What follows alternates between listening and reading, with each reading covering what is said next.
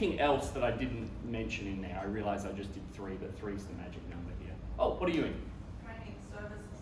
Training and services. Love education. Is apparently, many managers have told me it's my superpower. So that's great. So then crossing the line to kind of like role and what you do. So I'm an engineer. I'm a software engineer.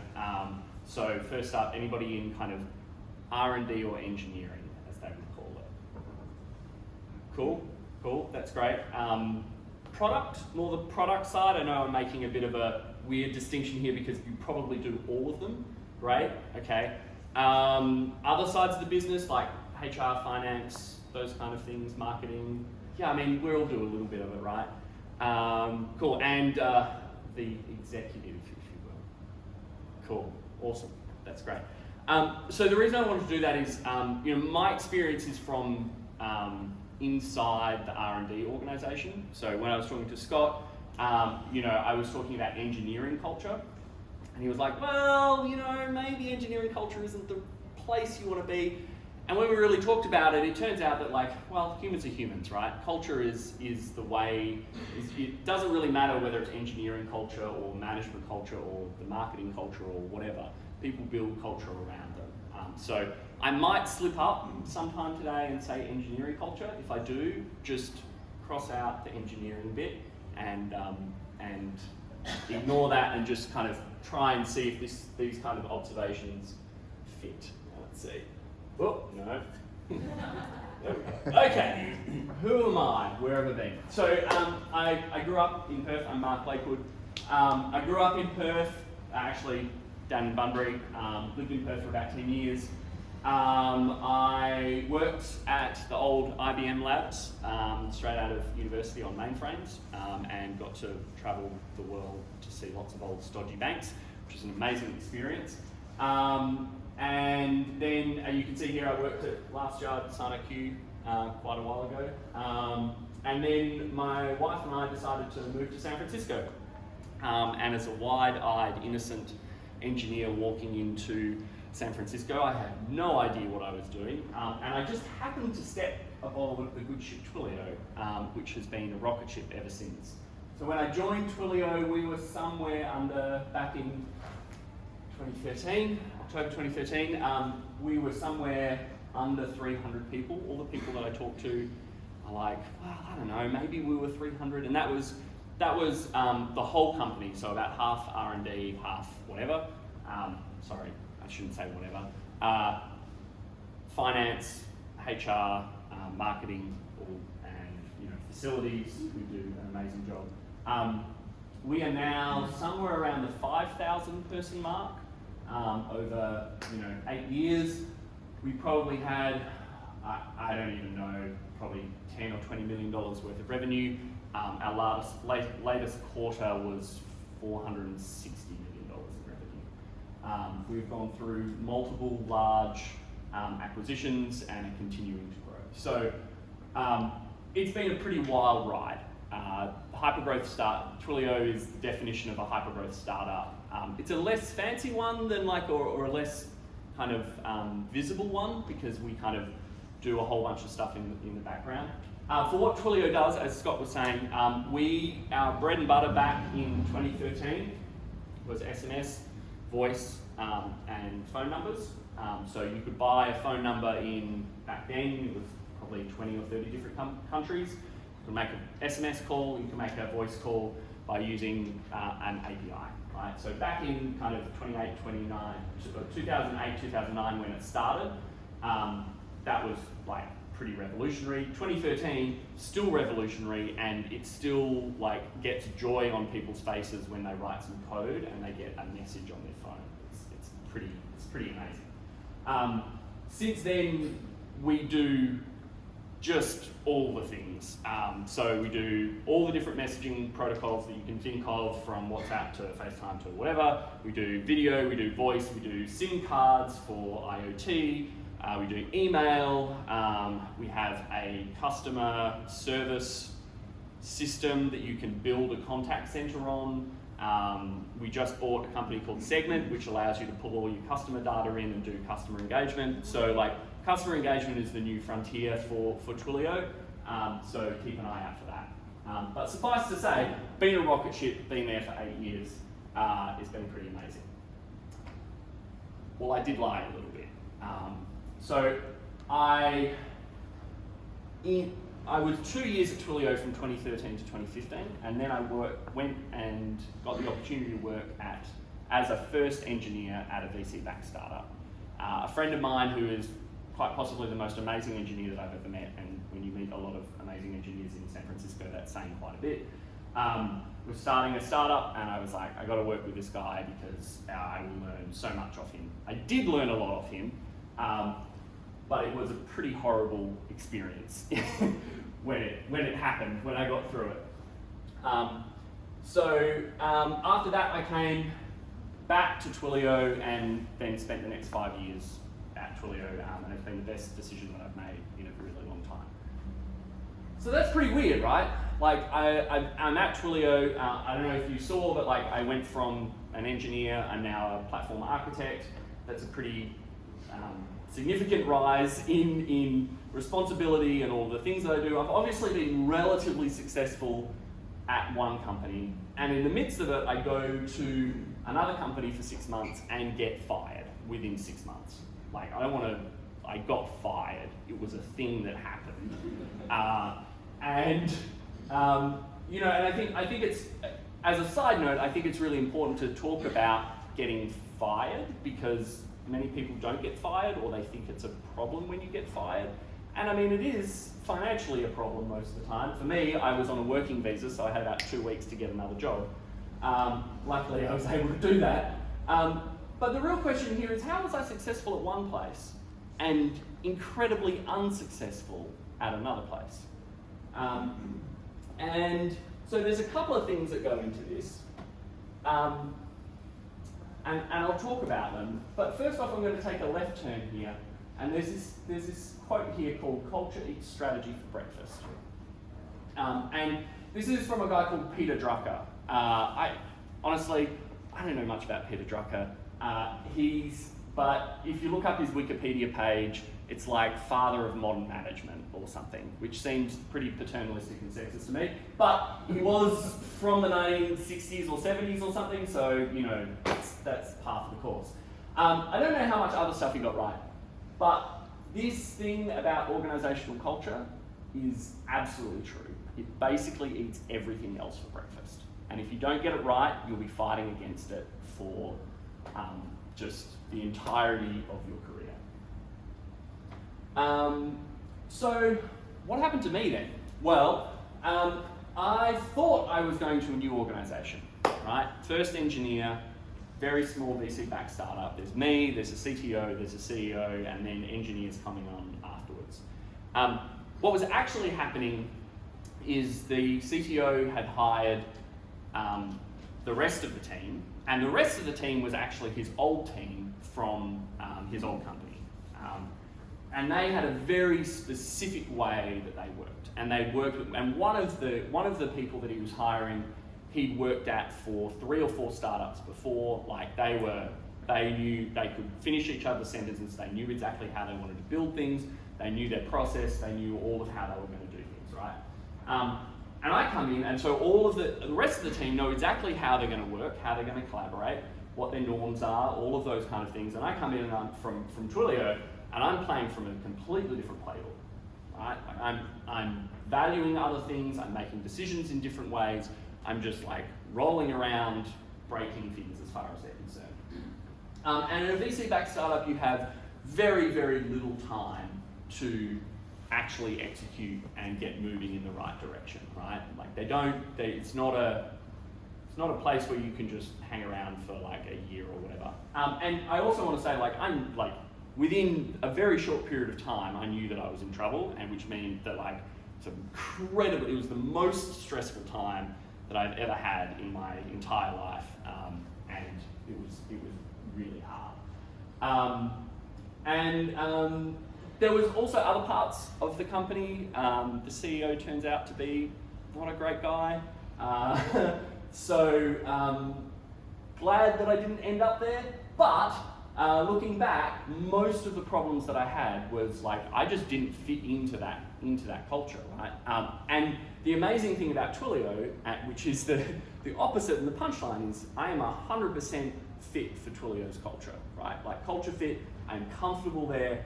I know all the people, I get along really well, and I'm very comfortable, and I know how to make decisions in that environment. So that's really the big difference here, right? That's how I am incredibly successful in one company and not successful in another. And I would note, going back to my, hey, we should talk about failures and getting fired and stuff, in my experience, whether you're successful at a company or not has a little bit to do with you and a lot to do with the company. And the overlap there is what determines whether you're successful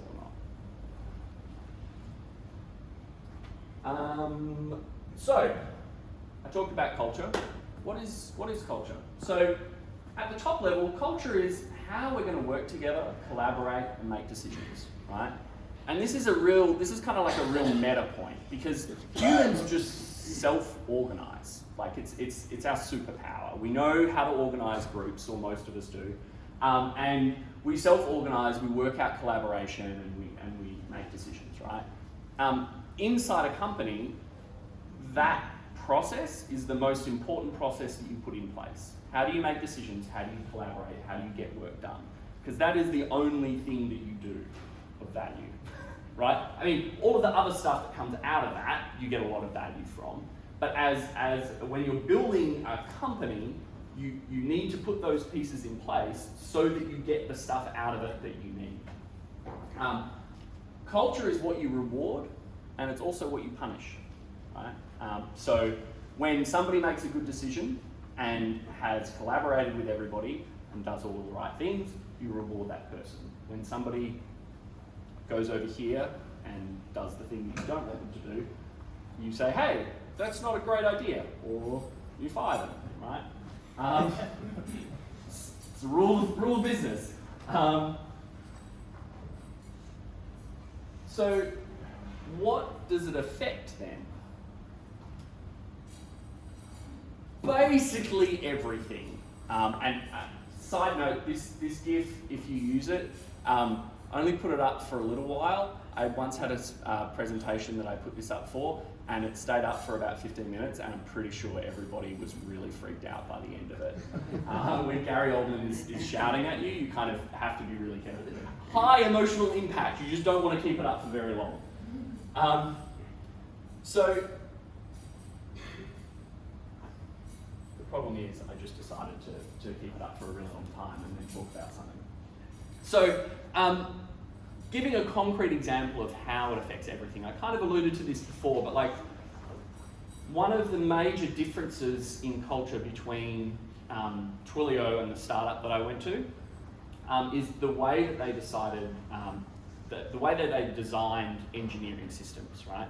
So at Twilio, we have some values around wearing customer shoes, which I'll get to later, and a whole bunch of other values that leads us to a way of building systems where we kind of find out what the customer problem is, we build kind of a minimal product, we take ownership of that, a couple of people take ownership of that, they then kind of build the thing, get feedback, iterate, and move forward. It's a very kind of lean, agile startup kind of process, right? And that's the way things get built inside Twilio, and then we kind of iterate and keep going. At the startup, they had a completely different way of building those things, right? I expected that I would be given a problem and I would go away and I would own that problem and I would build it, and as long as I had the outcomes at the end, everybody was fine, right? What they actually wanted to do was have a big discussion up front, get collaboration with everybody else, make sure everybody else knew what was going on, nail down every single little detail, and then go and build it. And so when I started going off and building the thing and being like, well, what's the problem here, guys? I'm looking after this. I just shipped 3 things, and you guys haven't shipped anything, right? That was a huge culture clash for them.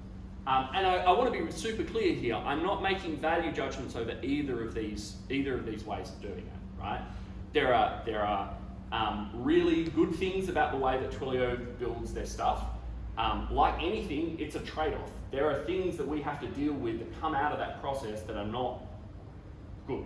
Like they're things that we have to deal with. The other side of it is like, this is a really good engineering practice. And like, make sure that, you know, the system you build is going to be really robust and all the rest, right? But there are trade-offs in terms of like time to market and a whole bunch of stuff around that, right? So every decision-making process that you make has trade-offs, right? And culture affects the decision-making process you have on a day-to-day basis. If you've done it right. Well, no. Culture affects everything you do on a day-to-day basis. You just may not know it. So this is where we get to this explicit versus implicit, right? So every organisation you work in has a culture. Just does. Humans create it, wherever they are.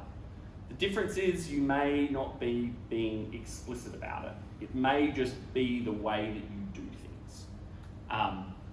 And when you get a whole bunch of people together, they'll try and work out how things work and how things, work. If you've ever been in a group assignment, I did film at university, and it was amazing watching group dynamics happen over a semester period with high pressure people, because what would happen is you'd all be fumbling around because you have no idea what you're doing, and then the group would kind of work out that there was somebody to blame, and they would zero in on that person, and it was amazing. Nobody would say what it is, but you would zero in on that person, and everybody would decide that person was the person that was to blame.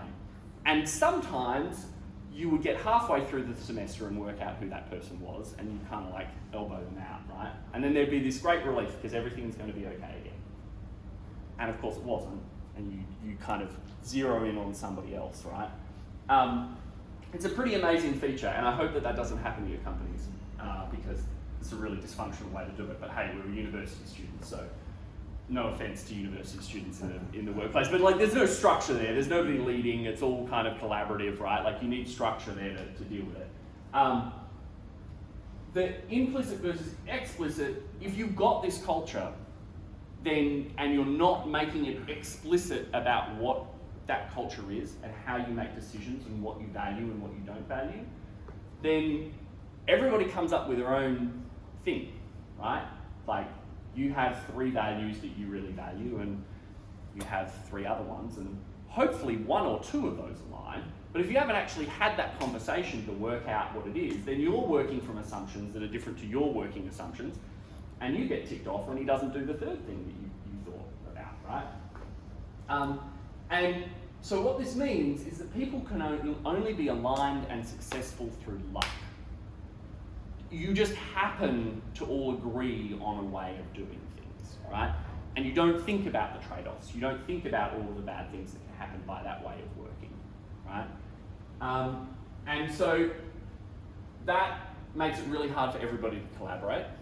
Takes a huge toll on the organisation.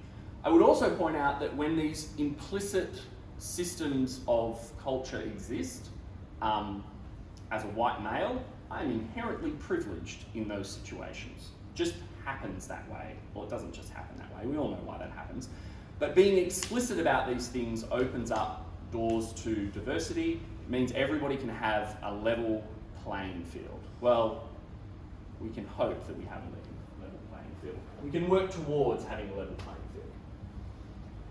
So, as an example, one of the big driving things around being explicit is having values for your company.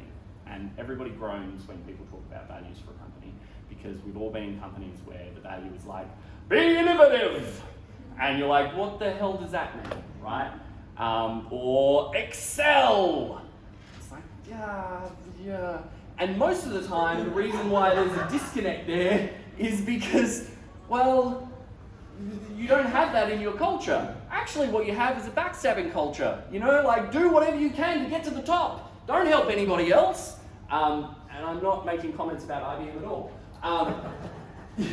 They're big. I'm an ant. I'm not going to be able to help hurt them. The difference between a company that is explicit about driving the culture and a company that isn't is like Twilio, these values are actually things that we talk about on a day-to-day basis. And I think that really, like if you go to a lot of startups inside San Francisco, in the Bay Area, I think they get, I think they have a big focus on this and they tend to get it right because they have to. When you're growing as fast as some of these startups are growing, if you don't have that culture right, you're just going to go off the rails. You can't have 5 people making decisions for the whole of the company. It doesn't work like that. You can't grow fast enough.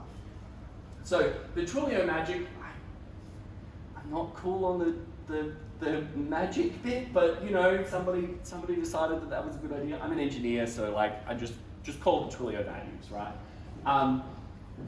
This is actually the 3rd iteration of cultural values that we've had inside Twilio since I've been there over 8 years. So it's not a set and forget. So we've got a how we act, be an owner, empower others, no shenanigans.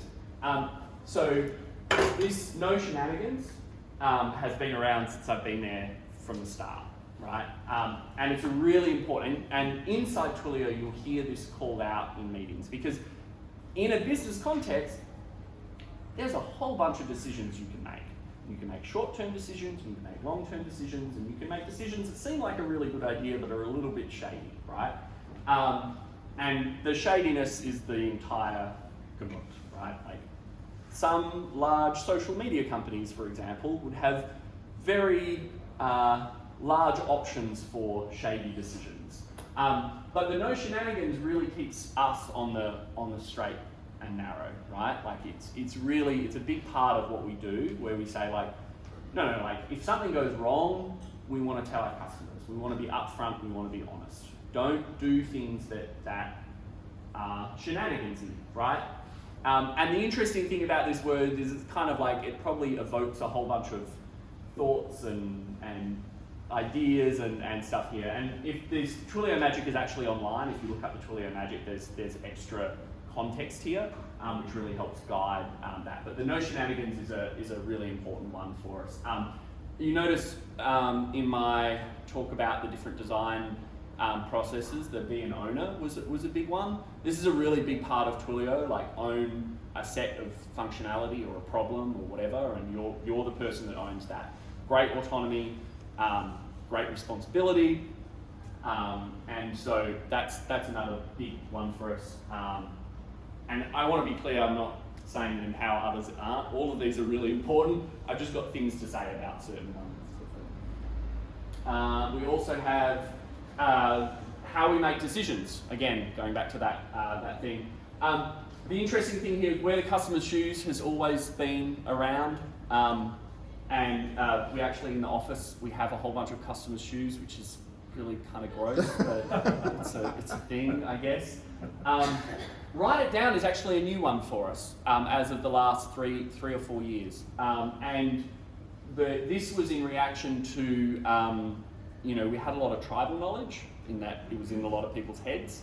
And it was making it really hard for us to make decisions. And so when they brought out this new Twilio magic, write it down became a new thing, and it's actually really caught on in a lot of ways. We now have another problem, which is we need to read all the things we wrote it down, but we'll get there. Ruthlessly prioritize. We're a hypergrowth startup. We always have way too many things to do. We are not going to get to do everything. Ruthlessly prioritizing is super important. And how we win. I think that probably the weirdest one that you probably see on here is draw the owl. The owl is actually like our spirit animal. It's all over the offices. We get like little owl things. When my daughter and my son were born, I got an owl onesie sent to me. So there's a meme from 2009, 2010. That's like how to draw an owl, and it's like just 2 panels. And the first one is like draw a circle, 2 circles, like the outline, and then the next panel is like a fully realized owl, and it's like draw 2 circles, draw the fucking owl. Excuse my language, but that's the meme. I'm quoting it, so it's fine. And so this is a really big part of Twilio, right? Like we don't know all the things. We don't know. We're doing so many things that nobody's done before. You just need to work it out and do it, right?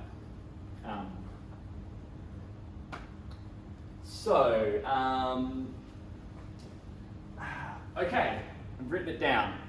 Got my values. What do we do now? So this is where it becomes really valuable, right? Frame your hiring about it, hiring around it. So one of the things that we've started doing is, well, first off, interviewing is really hard, right? Like I've done a lot of interviews as the interviewer and a bunch as the interviewee. And if anybody says that they know how to interview people, I would call mostly bullshit on almost everyone because I don't think anybody knows how to interview properly well. It's a really hard thing. And so if you go and have an interview in San Francisco or the Bay Area and you're like, oh my God, and like you get knocked back, that's because they probably don't know what they're doing either. Like honestly, they really don't. It's a numbers game, it's a crapshoot, do as many interviews as you can. That's my advice on interviewing. But if you do have these values and you are interviewing people, this gives you a way to assess candidates that is a lot more calibrated between candidates instead of just kind of sticking your finger up in the air and going, I don't know, they seem nice. Because that's not really how you assess whether somebody's going to work in your culture or not. Now, when you're doing this hiring, you have to be really, really careful about culture fit. And it's really easy to call what we're talking about culture fit, and this might be the Bay Area talking, but there are dangers around hiring exactly the same person for all of your team. You need diversity in your team, diversity of thought, so that you can understand your customers better and have a better working environment, right? So you don't want cookie cutters of Sam, who is your great engineer. You don't actually want that. You want people that are going to be successful in the culture that you have and drive your culture forward and make the right decisions. Thank you. And it's a really hard line it's a really fine line between hiring Sam and hiring somebody that's going to be successful in your culture. And so think about that, but it does, having these cultures embedded allows you to trace the things that you're looking for and assess them between different people. If people want to talk about interviewing, I'm happy to talk about it as well. Frame your performance review cycle around it. If you've hired somebody that is really good at X, Y, and Z, you should probably assess them on whatever timeline that you have on X, Y, and Z. Now, some of this is much larger company talk coming through, right? Like I realize that some of you are probably at like a 5-person startup and your performance is, hey, Bob or Jeanette, you're doing a great job this year, keep doing that. And that's a great performance review system in the size of company you've got. At Twilio, we have like an entire month where we go around and assess everybody's performance and everybody talks about performance and it's like this whole big thing, and like, so it's really important to put frameworks in place and you're assessing, you know, in my portion of my organization, we have like 60 engineers, and so at all different levels, so we need to assess them really well and be very clear and transparent about what they're being assessed around. So performance is really important because again, it's what you reward, it's what you punish. This is a really important lever with building culture. And frame your decision making around it. Once you get to a tough decision, which you'll always get to, if you can refer to your values and go, well, you know, we've got a decision between telling customers about this outage where we lost all their credit card details and not telling them, well, that's a bit shenanigansy, we should probably tell them. That's a ridiculous situation in that, of course, you would tell them not, you know, or not. But they should be able to help you make those decisions, especially between, you know, short, long, and medium-term trade-offs, right? You should be able, those values should be able to help you there. Okay, why are we doing all this work, right? Like, what? Cool. So we've got culture. We know it's there. It's implicit versus explicit. Why are we doing all this extra work? Well, your company is mostly just people. Like, you might have some IP and stuff like that, but your people, especially in tech, especially in startups, especially in software, are going to outstrip the value of whatever IP that you have 10 times over. They're your generation, right? If they're not successful, you're not successful. You need to make your people successful, and the best way you can do that is to help them collaborate and to help them make decisions and have autonomy and mastery. I don't know, Daniel Pink is a big popular figure around how to make people happy. I think it's autonomy and mastery, and there's something else. Look up Daniel Pink, he's got some great info. I wish I could think of it off the top of my head better. But if they're not successful, your company isn't. If you get your culture right, and I'm using that in very loose terms because culture is what humans decide is the right framework for them to make decisions and to work with, then people can act autonomously while being aligned. This is hugely important in organisations that are going through high amounts of growth, because you can't keep everybody aligned by kind of one person making all the decisions. You actually need to spread out that decision-making process.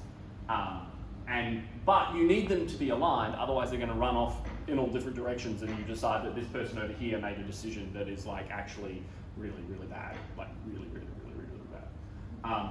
So once you get your culture in place, then you can kind of set vague direction from the top by saying like, hey, we want to go after this market over here, and this is a company priority, and we should go that way. And they should understand, and you should have an idea about how they're going to make decisions to get there, and they should understand about how they're going to make decisions to get there, around like what is the best way, and how we should we build a service for this? Should we do, X, Y, and Z? And it's a huge productivity boost, because most of the time, if you're a little bit, like, you don't have to be too, if you're like right with the customers and all the rest, then you probably know what's going on. But as soon as you get a little bit removed, you've got less information about what the actual problem space is. And your job as a person, as a leader, is to set the parameters up for the company to execute without you, right? Like that's kind of your goal, because then you can continue to scale, right? Your goal is not to make the decisions. Your goal, your job is to grow people, maybe make the decisions at the like where it's really, really hard and you need to take accountability. But if you can set these people off to go and do the work and they're doing it in the right way, then it's a huge productivity boost. Yay, I'm done! No, not really. So if you're lucky, you keep growing and changing, your culture needs constant tending like a garden. And so, like as I said, at Twilio, this is the third iteration of our culture over the last 8 years that I've been in, and they were around for 5 years before that. I'm sure there wasn't a culture for a while when there were like 50 people, or there wasn't an explicit culture for a while when there were like 50 people. There definitely was a culture because we all know what humans are. You just need to keep tending this, keep adjusting, keep changing over time. They should be relatively constant because you don't want to change those cultural levers. You don't want to pull them too often because it's really disruptive, right? It's very disruptive to change the way an entire organisation thinks and makes decisions. So you want to be kind of careful about changing and chopping and stuff like that. This is very Bay Area, but I think it's actually pretty accurate. New people bring new ideas. When you hire more people in or people leave or whatever, the set of people that you've got in that culture changes. And diversity is the way that ecosystems are resilient, right? So too with people, right? If you want a resilient company that can handle lots of different things and the business environment changing, you need a diversity of people to handle that and be resilient to those changes. And that's it from me. So I'm happy to take any questions, either here or afterwards. I'll be hanging around for a while.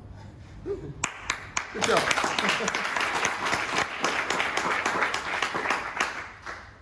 Hi. Hi. So this topic is so timely for me. Great. I'm glad I'm here to help. But fast-paced business that pivoted through COVID, I guess, from a more B2B service business into a bit more e-commerce product training business. Yep. And due to all of that, we've over the 7 years had a pretty high, you could say, turnover. So there's the constant core of us core farmers, and then there's special talent coming in and out, like between every 3 to 6 months, I would say. Yeah. And I was very aware of culture being important because our services are in that change space, or like enabling companies to change. But I find it really hard to keep culture stable as we are so busy doing what we're doing. Yeah. And every time we scale and grow, it's an issue to like come back to what's actually us and our culture. Yeah. And the people that work for us always say like, oh, it's a great environment to work, but it comes at a massive cost to the business owners trying to uphold it. So I'm after maybe 1 or 2 examples of practical tips to incorporate that culture piece into your fast-paced, busy life. Yeah. And we work very lean and agile as well, so probably similar to what we experience. Yeah, I mean, I think you know, the levers that I talked about there around hiring, performance, and decision making are really important, and making it explicit, right? Because if you're not making it explicit around, I'm going to make some assumptions here, but like I'm assuming that you're not making it explicit and writing it down. Sorry to use the write it down value in this, but it makes sense, right? And you're not writing it down, and you're not communicating that well. Then when people come in and you hire them, they don't really know how to work, and so they're looking around like at what everybody else is doing, and it takes them a while to get there, right? And so probably, you know, cultural change is one of those things that takes a long time, right? So, for example, when I moved from Twilio to the startup and then back, I think it took me about 3, 4, 5 months for me to readjust to the way that both companies worked, right? Like when I came back to Twilio, I was still kind of working the way that I was working, that I had learned in the startup, and that caused me to not make missteps, but do things that weren't really copacetic to the way that Twilio worked, right? So I think when you hire, it's really important to have those the way that you want the person to act and the way you want them to succeed. Act is probably not the right word, succeed is probably the right word. In that hiring process, so you already know that they're going to kind of come in and kind of understand how the organization works, right? And understand how you want them to work, right? And then if you go through kind of like, and it's really hard if you've got like, they're coming on for 6 months and then leaving or something like that gets really hard. Because you probably don't have like some kind of performance cycle that you can put them through to kind of like reward them. But you know, I expect having kind of Bay Area is really big on one-on-ones. Like everybody has one-on-ones with their manager, and you know, just half an hour a week or something like that, making sure that you're talking through those decisions and guiding them to make the right decisions, and saying, well, you know, like we kind of do it like this here. This is how you should approach this situation. That kind of stuff, and it is high toil, right? Like, and this is where it becomes really like in a large company like Twilio, we have a lot of line managers, and part of their job is to look after the people and guide them in the right direction. If you've got this really high volume of people coming through, and you've got a core of people that are kind of also thinking strategically, but also thinking like the tactical decisions of the day, that becomes really difficult. I think the other part is when you're making decisions, and if you've got those written down, you can refer to them really obviously, right? Like to really guide it. It seems a little bit cheesy, but like, you know, saying like, well, you should probably write that down. Like if you repeat that 20 times, most people are going to understand that the first step they should do to make a decision is to write it down somewhere, right? And I'm not saying that's what you should do, I'm just saying that's example from inside Twilio, right?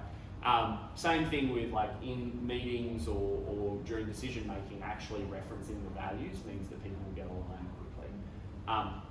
culture is a thing that rewards not on a short-term basis generally. It's like cultural change takes 2 to 3 years to actually shift an organisation, and obviously the bigger the organisation, the harder that becomes. So super interesting. Yeah, that's a really hard situation, but hopefully those tips kind of help a little bit. Cool. And if you want to talk to me more afterwards, I'm more than happy to. You're saying? Yeah. Yeah, great presentation. Now, I'm kind of keen to understand, how do you measure success against those points? Yep. Like, you talk very much about your month and performance in the year. Yep. Do you look back at your culture and kind of say, reflect on that over the last 12 months and say, did we achieve these things? Yeah. So you mean at like a company level or at an individual level? Well, probably a bit of both. Yep. Your culture's obviously company-based. Yep. Yeah. So interesting point. So the values kind of guide our decision-making process, and then we have, I don't know if you've heard of Google's OKRs, like that kind of mechanism. We call them BPMs because why use the same word? But it has all kinds of nice things about heartbeat and things like that. I don't know anyway.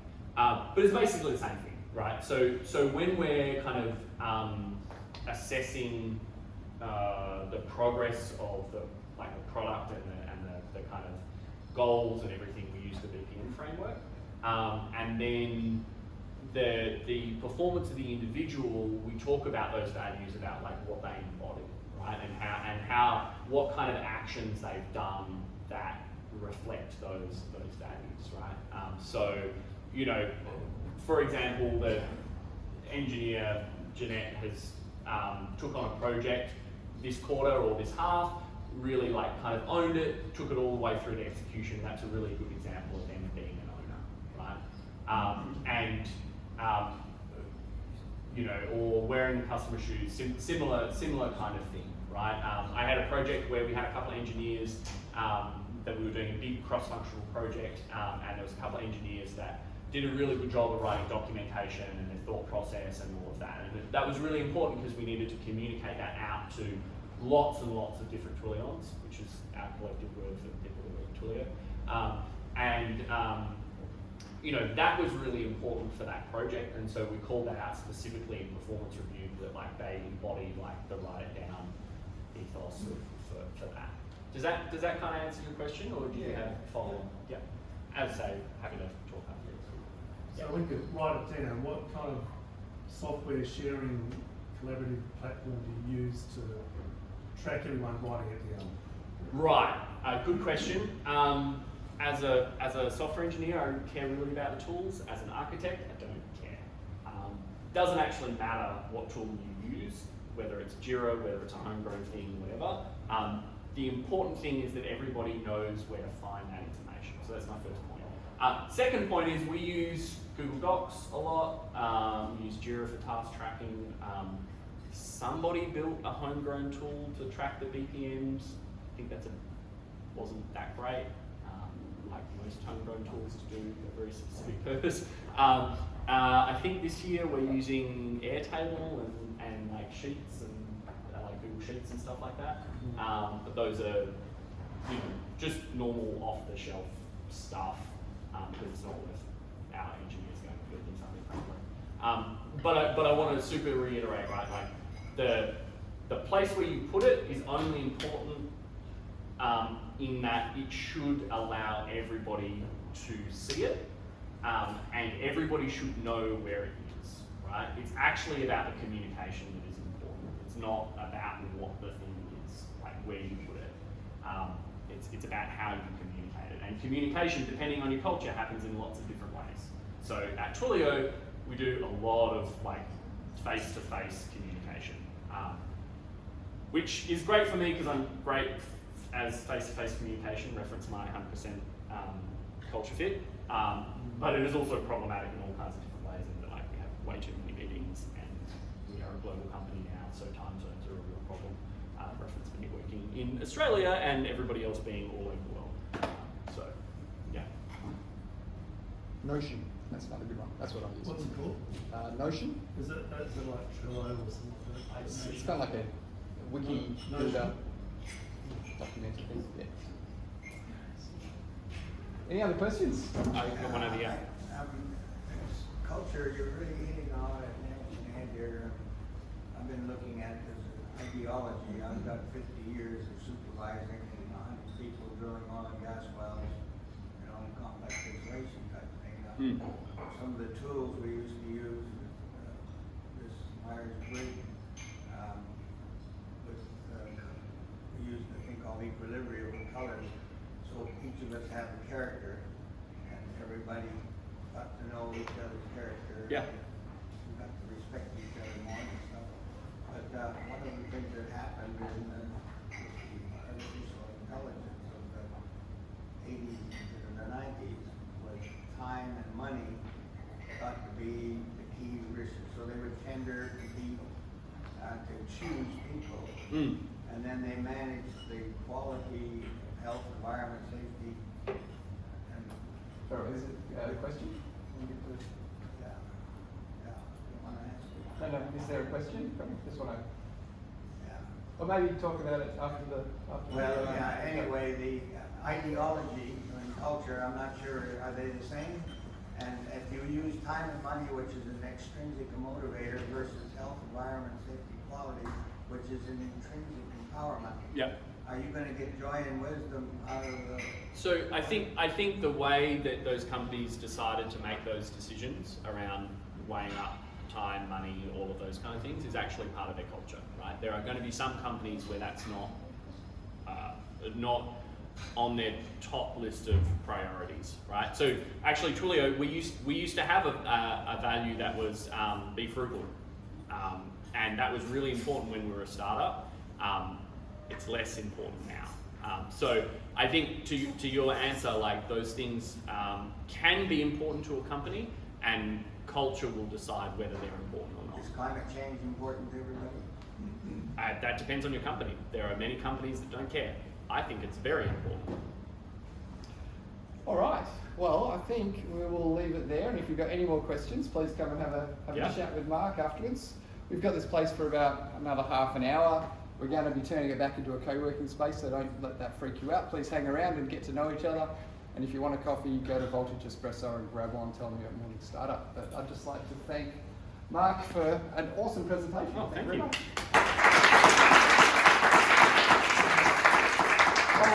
So one more thing, in 2 weeks' time, we've got the guys from Tyre Connect. They're a little-known Perth success story. They just got acquired by car sales. So they're going to be coming and talking on their growth story and their acquisition. So come along. Cheers. Thanks so much. Yeah.